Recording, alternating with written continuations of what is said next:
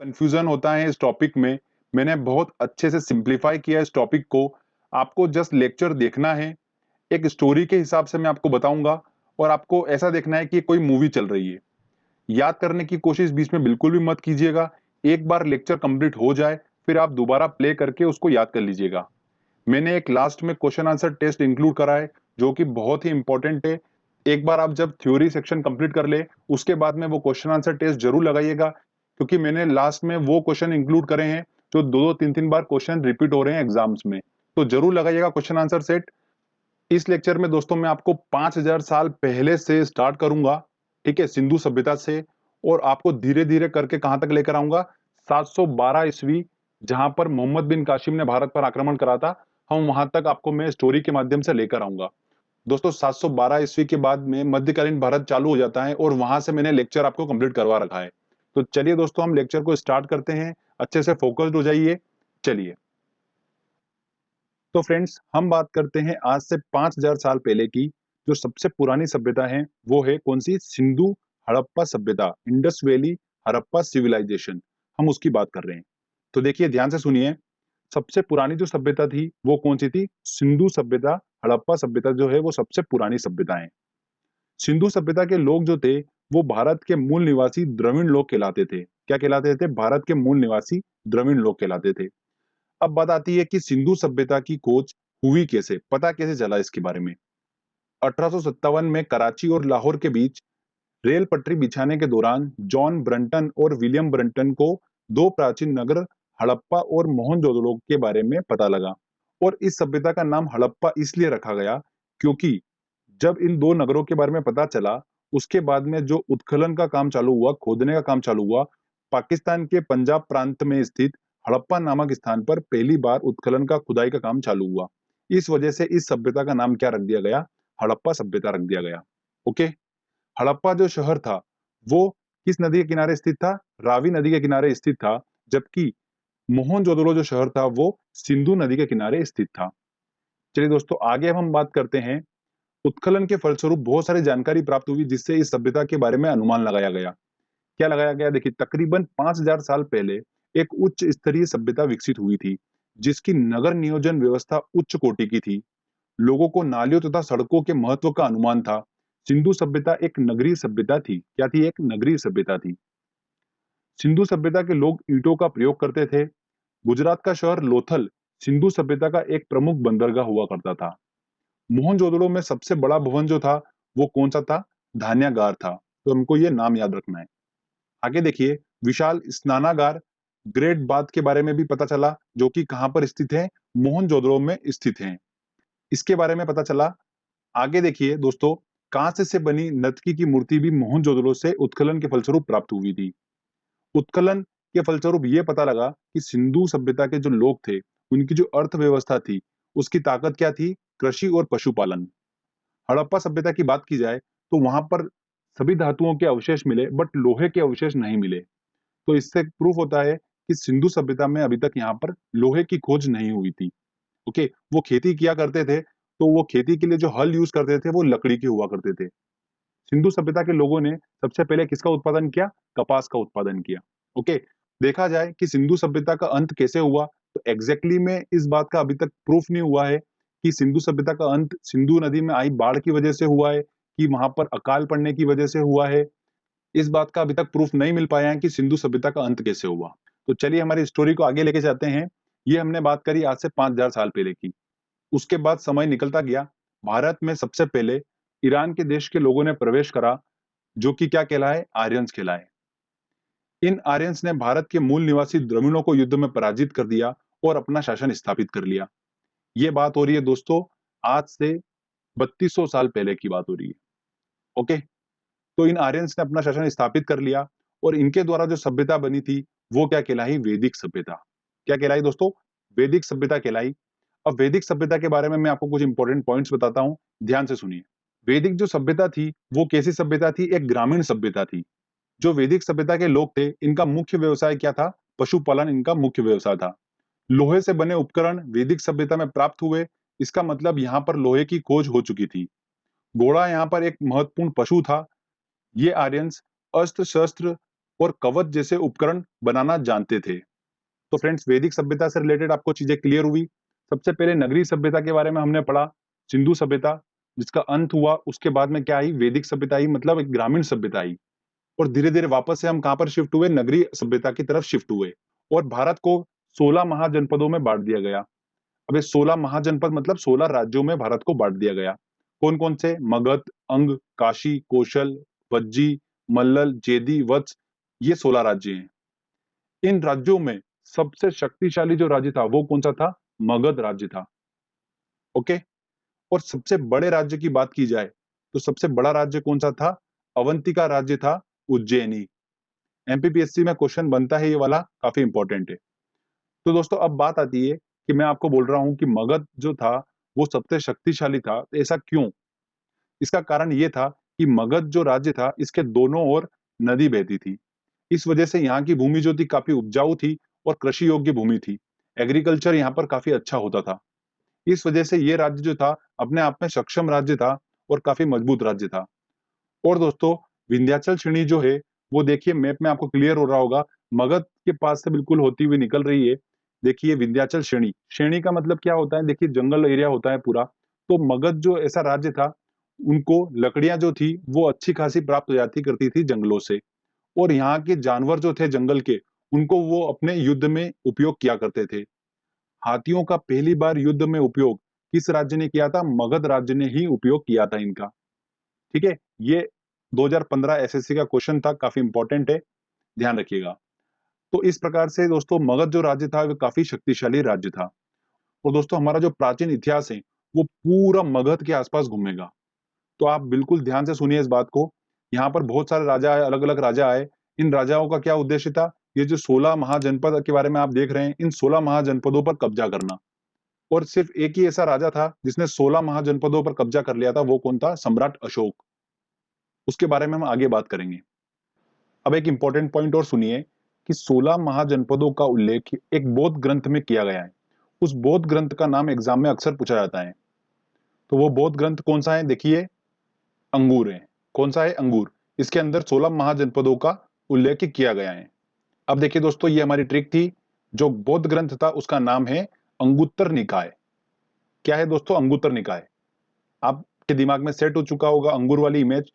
अब जब भी एग्जाम में अगर ऐसा आएगा कि 16 महाजनपदों का उल्लेख एक बौद्ध ग्रंथ में किया है, तो किसमें किया है, अंगूर में किया है।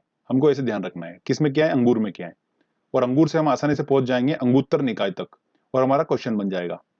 अब बात करते हैं दोस्तों हम मगध महाजनपद की, कि कौन कौन से राजवंश यहाँ पर आए, किन किन राजाओं ने राज करा, वो सारा हम डिस्कस करेंगे। ठीक है, और कौन कौन से वंश इंपॉर्टेंट है जिनसे क्वेश्चंस बनते हैं वो भी मैं आपको बताऊंगा। तो देखिए, मगध महाजनपद की प्रारंभिक जानकारी जो मिलती है वो कहां से मिलती है, महाभारत से मिलती है। और मगध की सबसे पहली प्राचीन राजधानी जो थी वो कौन थी, गिरिब्रज थी, राजगृह थी। क्या थी, गिरिब्रज राजगृह थी मगध की सबसे प्राचीन राजधानी। मगध पर सबसे पहले बिंबसार आए। बिंबसार ने हर्यक वंश की स्थापना करी। किसकी करी, हर्यक वंश की स्थापना करी।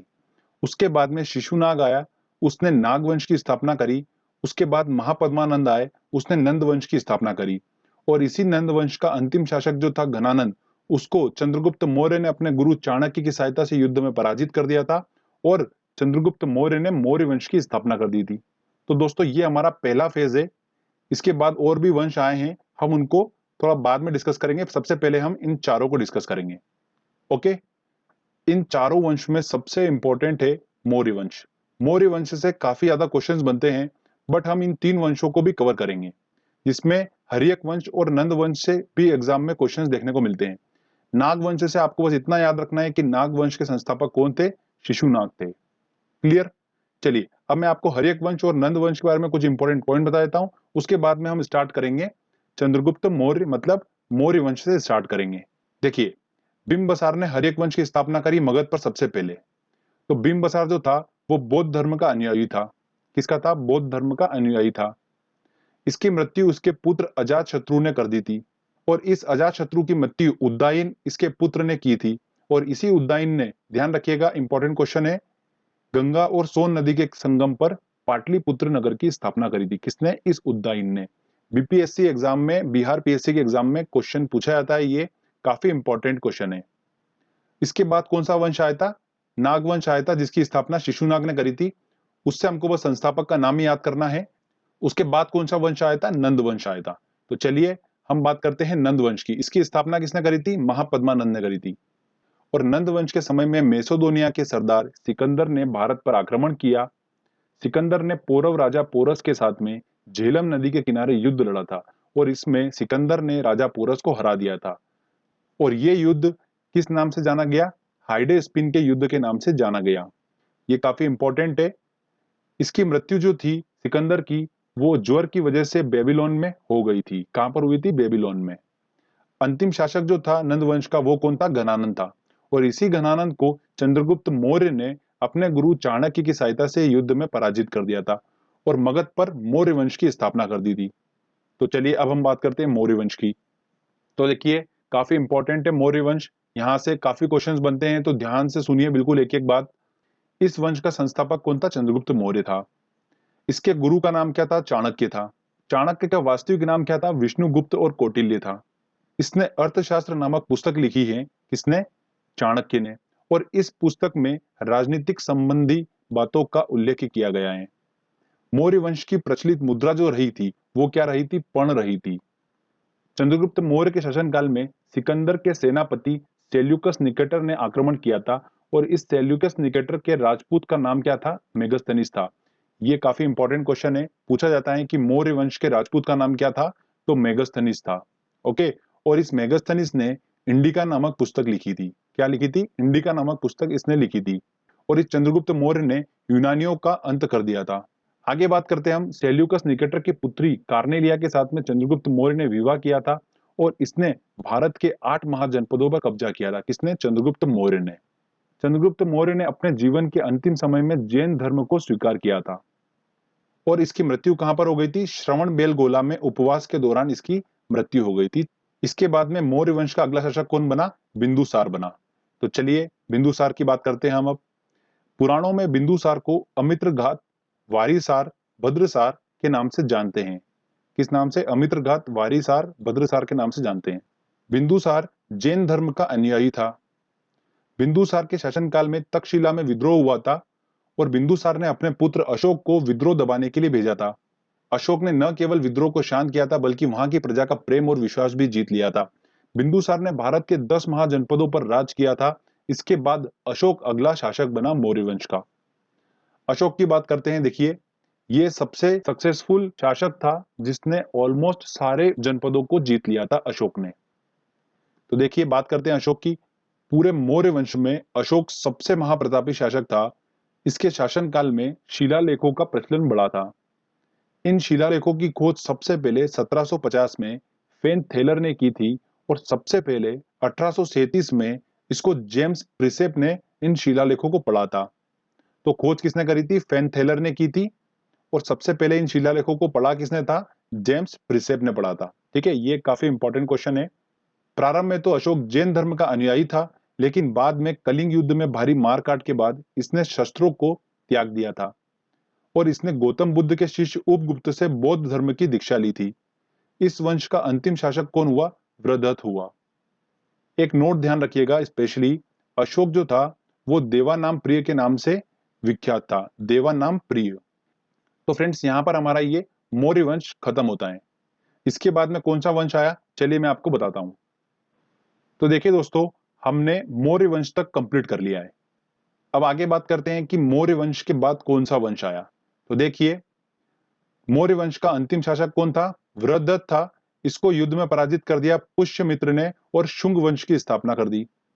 शुंग वंश के बाद में वासुदेव आए। वासुदेव ने कर्ण वंश की स्थापना करी और उसके बाद सिमुक आया। सिमुक ने सातवाहक वंश की स्थापना करी और उसके बाद में इस सातवाहक वंश के अंतिम शासक सातकर्णी को युद्ध में पराजित करा श्रीगुप्त ने और गुप्त वंश की स्थापना कर दी। तो अब हमको क्या पढ़ना है दोस्तों? अगला इंपॉर्टेंट आ रहा है हमारा गुप्त वंश। तो देखिए दो हाईलाइटेड आपको दिख रहे होंगे, मौर्य वंश और गुप्त वंश। ये मौर्य वंश और गुप्त वंश दोनों बहुत ज्यादा इंपॉर्टेंट है। इनसे बहुत ज्यादा क्वेश्चंस बनते हैं। और जो शुंग वंश है, कर्ण वंश है और सातवाहक वंश है, इनके हमको संस्थापक के नाम याद करना है और इनका सीक्वेंस याद रखना है। ठीक है, इनके सीक्वेंस से और संस्थापक से क्वेश्चंस बनते हैं। तो शुंग वंश की स्थापना किसने करी? पुष्यमित्र ने करी। कण्व वंश की स्थापना किसने करी? वासुदेव ने। सातवाहन वंश की स्थापना किसने करी? सिमुक ने करी। ठीक है, और इसी सातवाहन वंश के अंतिम शासक सातकर्णी को युद्ध में पराजित करा श्रीगुप्त ने और गुप्त वंश की स्थापना कर दी। तो चलिए दोस्तों, हम अब बात करते हैं गुप्त वंश की। तो देखिए दोस्तों, श्रीगुप्त की बात करते हैं। श्रीगुप्त ने भारत के 6 महाजनपदों को जीता था। इसके बाद घटोत्कच आया और फिर चंद्रगुप्त प्रथम अगला शासक बना था। चंद्रगुप्त प्रथम आया। चंद्रगुप्त प्रथम ने लिच्छवी राजकुमारी देवी के साथ विवाह किया था। देखिए काफी इंपॉर्टेंट है, नाम याद रखिएगा, लिच्छवी राजकुमारी देवी के साथ विवाह किया था। इसी ने भारत में गुप्त संवत की स्थापना की थी। किसने? चंद्रगुप्त प्रथम ने। लिच्छवी राजकुमारी देवी का जो पुत्र था समुद्रगुप्त, वो चंद्रगुप्त प्रथम के बाद में अगला शासक बना। तो चलिए हम बात करते हैं अब समुद्रगुप्त की। समुद्रगुप्त संगीत प्रेमी था और इसने अपने सिक्कों पर वीणा बजाती हुई देवी की मूर्ति अंकित की थी। महापराक्रमी होने की वजह से इसे भारत देश का नेपोलियन कहा जाता था। किसको? समुद्रगुप्त को। इसके बाद में चंद्रगुप्त द्वितीय अगला शासक बना। चंद्रगुप्त द्वितीय जो था उसको किस नाम से जाना जाता था? विक्रमादित्य के नाम से भी जाना जाता है। यह भी एक महाप्रतापी शासक था। इसने भारत में शकों के आक्रमण को विफल कर दिया था। अब शकों के आक्रमण से आप क्या समझ रहे हैं? विदेशी आक्रमण को विफल कर दिया था। ओके, भारत के इतिहास में सबसे पहले चांदी के सिक्के चलाए थे, वो किसने चलाए थे? चंद्रगुप्त द्वितीय ने ही चलाए थे। कालिदास, आर्यभट्ट, वराहमिहिर, ब्रह्मगुप्त, सुश्रुत इत्यादि विद्वान इसी के शासन काल में थे। देखिए 3 बता रहा हूं जो बहुत ज्यादा इंपॉर्टेंट है। कालिदास, आर्यभट्ट, वराहमिहिर, ये तीनों तो बहुत ही ज्यादा इंपॉर्टेंट है। ध्यान रखना, ये तीनों विद्वान किसके शासन काल में थे? चंद्रगुप्त द्वितीय के शासन काल में थे। और इनसे रिलेटेड कुछ इंपॉर्टेंट पॉइंट्स बता रहा हूं, वो देख लीजिए। आर्यभट्ट जो थे वो खगोल वैज्ञानिक और गणितज्ञ थे और आर्यभट्ट ने सूर्य सिद्धांत की रचना की थी। किसकी? सूर्य सिद्धांत। अगला पॉइंट सुनिए, वराहमिहिर जो थे वो एक क्या थे? खगोल शास्त्री थे। ये एसएससी 2011-15 का क्वेश्चन है, 2 बार रिपीट हुआ है। आगे देखिए, कालिदास ने मेघदूतम और कुमार संभव की रचना की है। किसकी? मेघदूतम और कुमार संभव की। चंद्रगुप्त द्वितीय का शासनकाल भारतीय इतिहास का स्वर्ण काल कहलाता है। इसके बाद में अगला शासक कौन बना? कुमारगुप्त। कुमारगुप्त की बात करते हैं तो देखिए, नालंदा यूनिवर्सिटी की स्थापना किसने करी थी? कुमारगुप्त ने ही की थी। इसके बाद स्कंदगुप्त अगला शासक बना। स्कंदगुप्त की बात करते हैं तो इसने भारत में सबसे ज्यादा कृत्रिम झीलों का निर्माण कराया था। किसने? स्कंदगुप्त ने। इस वंश का अंतिम शासक कौन हुआ था? भानुगुप्त हुआ था। तो फ्रेंड्स, यहाँ पर हमारा ये गुप्त वंश जो है वो खत्म होता है। जो हम गुप्त वंश की बात कर रहे थे, ये गुप्त वंश का समय चल रहा था 250 ईस्वी से लेकर 500 ईस्वी तक। तो हम 500 ईस्वी तक तो आ गए। अब देखिए, इसके बाद हमारा एक छोटा सा सेक्शन बच रहा है। वो क्या बच रहा है? दक्षिण भारत के राजवंश, जैसे चालुक्य वंश, चोल वंश, ये सारे जो वंशज हैं, इन सबको हम, दक्षिण भारत के जितने भी राजवंश है, इनको हम एक सेपरेट लेक्चर में कवर करेंगे विद क्वेश्चन आंसर टेस्ट के साथ में। ओके, चलिए आगे हम बात करते हैं अब कुछ इंपॉर्टेंट पॉइंट्स की जो कि हमको पता होना चाहिए। भारत में वेदों की संख्या कितनी है? 4 है। वेद शब्द का मतलब क्या है? ज्ञान है। क्या है वेद शब्द का मतलब? ज्ञान। अब देखिए, 4 जो वेद है वो कौन कौन से, हम उनको डिस्कस कर लेते हैं। ऋग्वेद, ये सबसे प्राचीनतम वेद है और इसे संस्कृत भाषा का जनक माना जाता है। किसको? ऋग्वेद को। गायत्री मंत्र की रचना ऋग्वेद से ही की गई है। इसमें 10 मंडल व 1028 सूक्त हैं। ये 1028 दिमाग में छप जाना चाहिए। ठीक है। सामवेद की बात करते हैं तो इसको भारतीय संगीत का जनक माना जाता है। सामवेद को भारतीय संगीत का जनक माना जाता है। अगला बात करते हैं हम यजुर्वेद की। इसमें कृष्ण की उपासना का उल्लेख मिलता है यजुर्वेद में।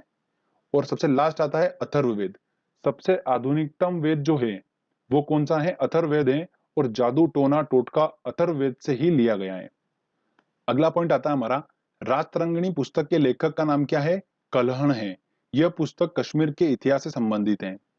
चीनी यात्री ह्वेंगसान हर्षवर्धन के शासनकाल में आए थे, जबकि चीनी यात्री फाहियान चंद्रगुप्त द्वितीय के शासनकाल में आए थे।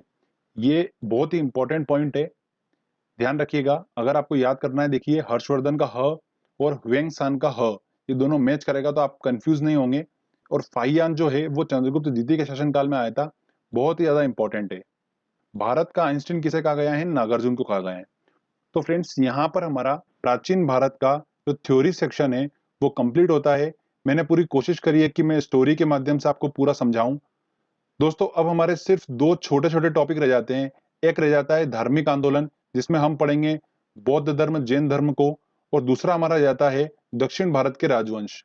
ये दोनों टॉपिक बहुत जल्दी मैं अपलोड कर दूंगा, तो आप टेंशन बिल्कुल मत लीजिए।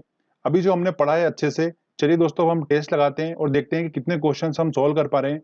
बहुत ही इंपॉर्टेंट क्वेश्चन मैंने इंक्लूड करे हैं, तो आप टेस्ट जरूर लगाइए।